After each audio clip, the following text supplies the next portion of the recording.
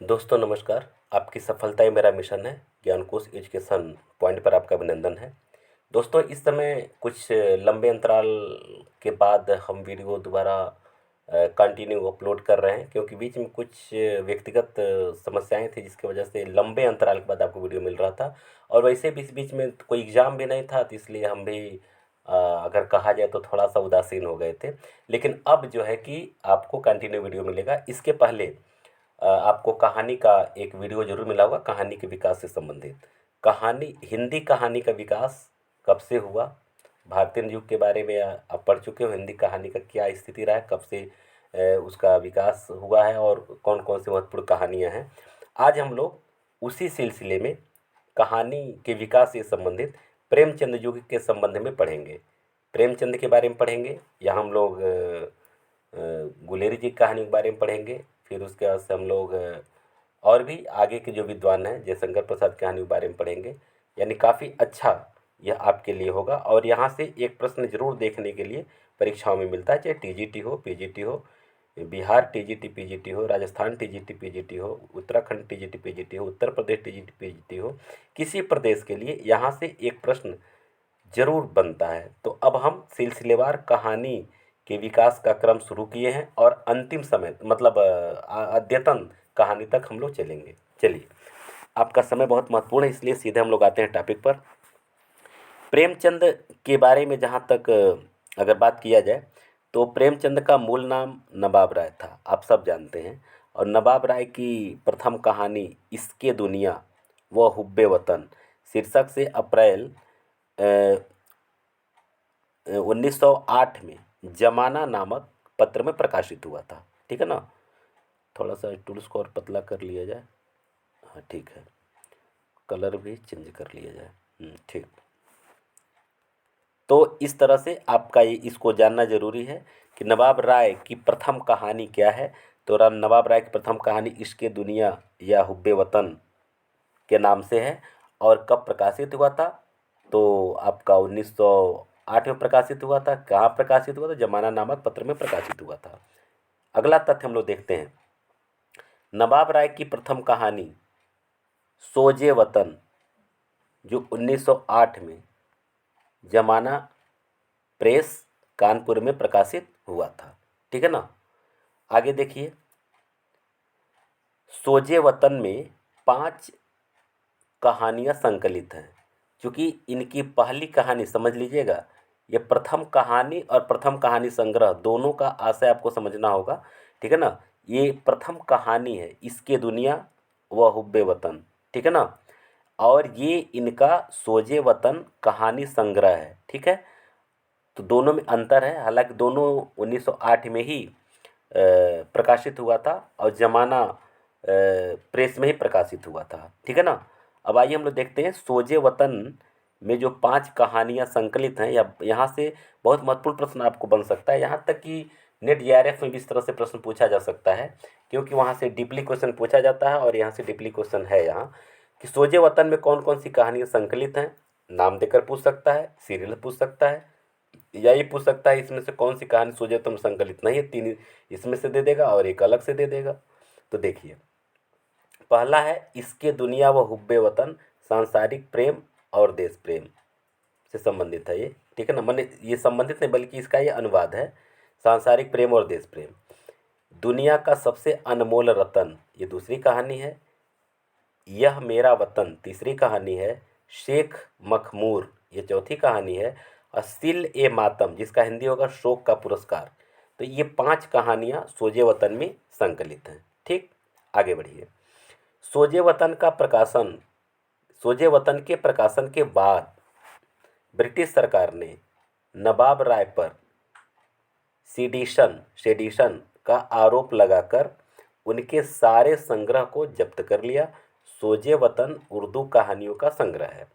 यानी सोजे वतन एक, उसमें जो कहानी जब आई मार्केट में, यानी बाज़ार में जब आई और लोग इसको पढ़े, तो उनके अंदर देश प्रेम की भावना जागृत हो गई और अंग्रेज़ों के खिलाफ़ लोग एक तरह से अपना आंदोलन करना शुरू कर दिए, जिससे अंग्रेज़ सरकार इसको कहानी मतलब इस संग्रह को जब्त कर लिया और उसके लेखक को भी ढूंढने लगी। लेकिन उसके बाद मुंशी प्रेमचंद अपना नाम बदल दिए तो बाद में उसको कोई मतलब उस सरकार ढूंढती रह गई और नवाब राय को नहीं नहीं पकड़ पाई।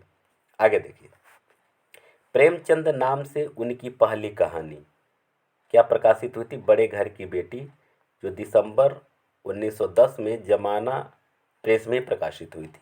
ठीक है ना? तो यह एक महत्वपूर्ण प्रश्न यहाँ से बन सकता है कि बड़े घर की बेटी उनकी पहली कहानी है प्रेमचंद के नाम से, ये भी ध्यान रखना है। और प्रेमचंद की प्रथम कहानी, अब देखिए प्रथम कहानी जो है सौत, जो हिंदी भाषा और देवनागरी लिपि में है।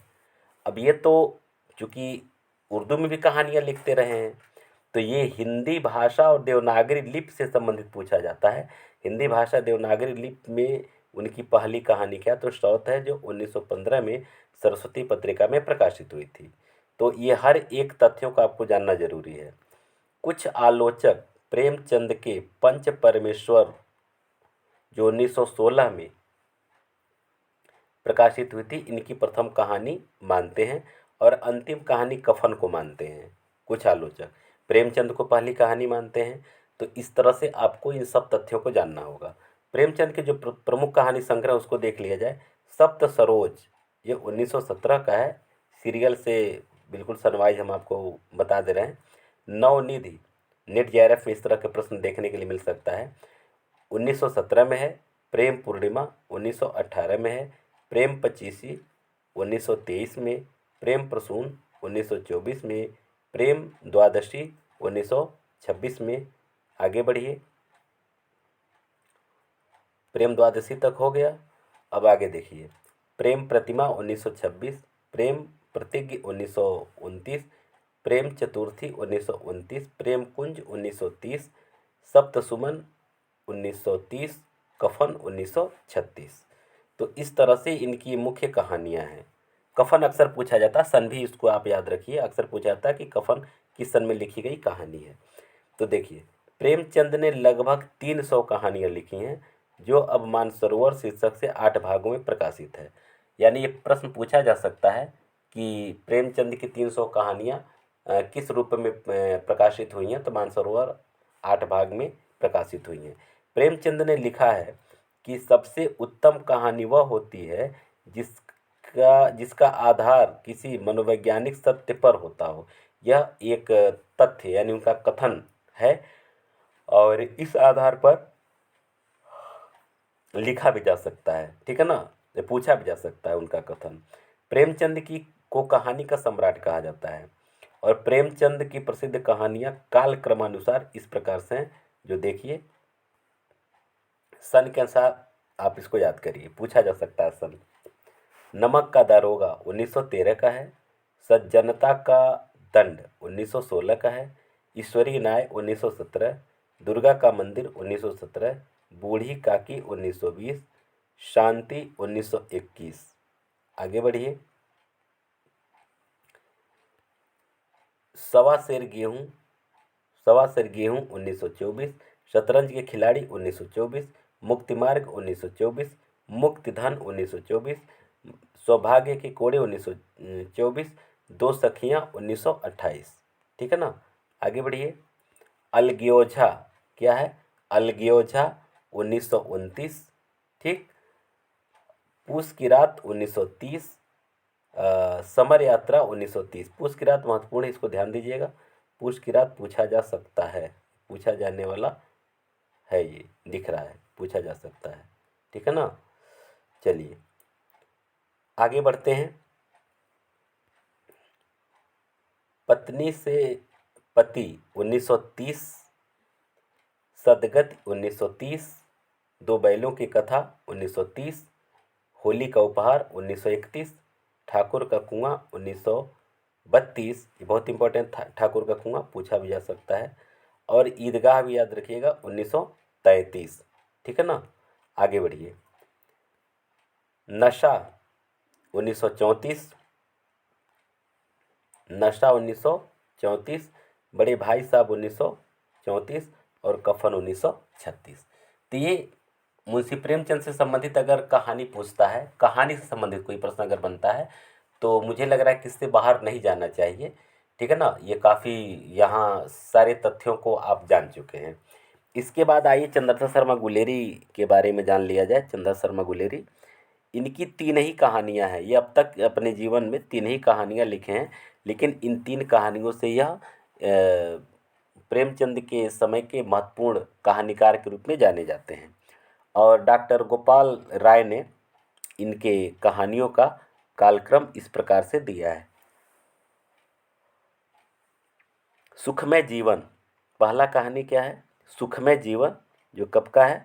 1911 का, भारत मित्र में प्रकाशित हुआ था। बुद्धू का कांटा इनका दूसरा कहानी है, जो 1914 में प्रकाशित हुआ था। और उसने कहा था, बहुत महत्वपूर्ण कहानी है ये, उसने कहा था 1915 में सरस्वती प्रेस में प्रकाशित हुआ था। उसने कहा था विश्व युद्ध, प्रथम विश्व युद्ध की पृष्ठभूमि पर लिखी गई प्रेम संवेदना की कहानी है। प्रश्न बन सकता है कि प्रथम विश्व युद्ध में लिखी गई कौन सी कहानी है, नाम देकर के किसको भी दिया जा सकता है, या फिर चंद्रशेखर शर्मा गुलेरी की कौन सी कहानी प्रथम विश्व युद्ध की पृष्ठभूमि पर लिखी गई है, ऐसे प्रश्न पूछा जा सकता है। इस कहानी के संदर्भ में आचार्य रामचंद्र शुक्ल ने बहुत ही ज़्यादा प्रशंसा किया है, और प्रशंसा में क्या लिखा है उसको भी देख लिया जाए, क्योंकि परीक्षा में आ सकता है। आचार्य रामचंद्र शुक्ल ने, उसने कहा था, कहानी की प्रशंसा करते हुए लिखा है कि घटना इसकी ऐसी है जैसे बराबर हुआ करती है, पर उसमें से में भीतर से प्रेम का एक स्वर्गीय रूप झांक रहा है। केवल झांक रहा है, निर्लज्जता के साथ पुकार या कराह नहीं रहा है। कहानी भर में कहीं प्रेम, निर्लज्जता, प्रगल्भता, वेदना की विभित्स विवृत्ति नहीं है। सुरुचि के सुकुमार से सुकुमार स्वरूप पर कहीं आघात नहीं पहुंचता। इसकी घटनाएं बोल रही हैं, पात्रों के बोलने की अपेक्षा नहीं। ये कथन है, इसको जानना जरूरी था। उसने कहा था पूर्व दीप्ति पद्धति, जिसको फ्लैशबैक सिस्टम कहते हैं, तो पूर्व दीप्ति पद्धति पर लिखी गई हिंदी की प्रथम कहानी है। जयशंकर प्रसाद की प्रथम कहानी सन 1911 में ग्राम शीर्षक से इंदुपत्र में प्रकाशित हुई थी। बहुत महत्वपूर्ण तथ्य है कि 1911 में ग्राम शीर्षक उनकी पहली कहानी है जयशंकर प्रसाद की, और इंदु पत्रिका में प्रकाशित हुई थी। तो यहाँ से एक ही लाइन में 3 तरह से प्रश्न बना करके पूछे जा सकते हैं। आगे देखिए, जयशंकर प्रसाद के कहानी संग्रह और चर्चित कहानियाँ इस प्रकार से हैं, इसको देख लिया जाए। तो कहानी संग्रह की बात अगर किया जाए तो देखिए, इनकी कहानी संग्रह है छाया 1912 में, प्रतिध्वनि है 1926 में, आकाशदीप है 1928 में, आंधी 1931 में, और इंद्रजाल 1936 में। इनकी और कुछ महत्वपूर्ण कहानियों के बारे में या चर्चित कहानियों के बारे में जान लीजिए। पत्थर की पुकार इन्हीं की कहानी है। उस पार का योगी जयशंकर प्रसाद की ही कहानी है। चंदा उन्हीं की कहानी है। देवदासी जयशंकर प्रसाद की कहानी है। ममता, खंडहर की लिपि, घीसू, यह भी उन्हीं की कहानी है। चूड़ी वाली, बिसाती, शालवती, यह भी उन्हीं की कहानी है। सबसे महत्वपूर्ण मधुआ भी उन्हीं की कहानी है। नूरी, पुरस्कार, गुंडा और छोटा जादूगर, ये सब उनकी चर्चित कहानियां हैं। आगे देखिए, छाया प्रसाद की प्रथम कहानी संग्रह होने के साथ साथ, छाया इनका प्रथम कहानी संग्रह है, और इसके साथ साथ हिंदी का भी प्रथम कहानी संग्रह है। मतलब अगर ये पूछा जाए हिंदी का प्रथम कहानी संग्रह क्या है, तो आपका उत्तर होगा छाया। जयशंकर प्रसाद की अंतिम कहानी सालवती को माना जाता है। बहुत महत्वपूर्ण तथ्य है। जयशंकर प्रसाद की अंतिम कहानी किसे को माना जाता है? सालवती को माना जाता है। वृंदावन लाल वर्मा की कहानियों के बारे में हम लोग जान लेते हैं। तो देखिए, वृंदावन लाल वर्मा के जो प्रमुख कहानी संग्रह हैं 2 हैं। शरणागत 1950 का है, और कलाकार का दंड भी 1950 का ही है। वृंदावन लाल वर्मा को ऐतिहासिक कहानियों की परंपरा का जनक माना जाता है। राधिका रमण प्रसाद की प्रथम कहानी क्या है, इसको जान लीजिए। तो राधिका रमण प्रसाद की प्रथम कहानी कानों का कंगना है, जो 1913 में इंदु में प्रकाशित हुई थी। और इनके जो प्रमुख कहानी संग्रह हैं वे 3 हैं। देखिए, कुसुमांजलि, गांधी टोपी, सावनी समा। और सन की बात अगर किया जाए तो कुसुमांजलि का तो नहीं, लेकिन गांधी टोपी का 1938 है, और सावनी शमा का भी 1938 ही है। राधिका रमण प्रसाद सिंह को एक अन्य महत्वपूर्ण कहानी बिजली है, यानी इनकी को नहीं या की होना चाहिए। राधिका रमण प्रसाद की एक अन्य कहानी, महत्वपूर्ण कहानी क्या है? बिजली, इसको ध्यान रखिएगा। आचार्य शुक्ल के अनुसार चतुर्सेन शास्त्री 1914 से ही कहानी लिखना आरंभ कर दिए थे। इनके प्रमुख कहानी संग्रह निम्न प्रकार हैं, ठीक है ना। किसके अनुसार? रामचंद्र शुक्ल के अनुसार चतुर्सेन शास्त्री 14 से कहानी लिखना शुरू कर दिए थे। इनकी प्रथम प्रमुख कहानी है कौन? चतुर्सेन शास्त्री का रजकण, अक्षत, बाहर भीतर, दुखवा मैं कासो कहूँ मोर सजनी, सोया हुआ शहर, धरती और आसमान, कहानी खत्म हो गई, स्त्रियों का ओझ और सिंहगढ़। ये इतनी जो है ये कहानी संग्रह है किनका? आचार्य चतुर्सेन शास्त्री का, ठीक है। आगे बढ़िए।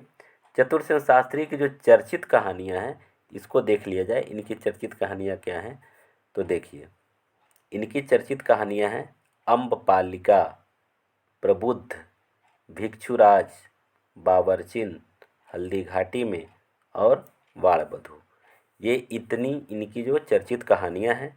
और चतुर्सेन शास्त्री कृत दुखवा मैं कासो कहूँ मोर सजनी, यह कहानी कहाँ से उद्धृत है?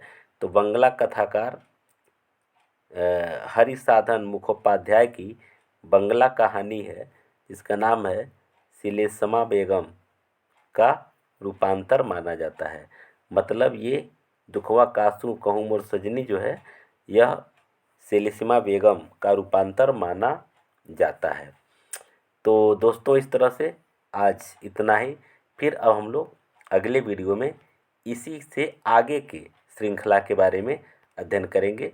बिल्कुल युग और काल के अनुसार और भी कुछ महत्वपूर्ण तथ्यों को अगर ज़रूरत होगा तो इसमें डाला जाएगा, और उसको बढ़िया से आप इसकी तैयारी यहाँ से कर सकते हैं, ठीक है।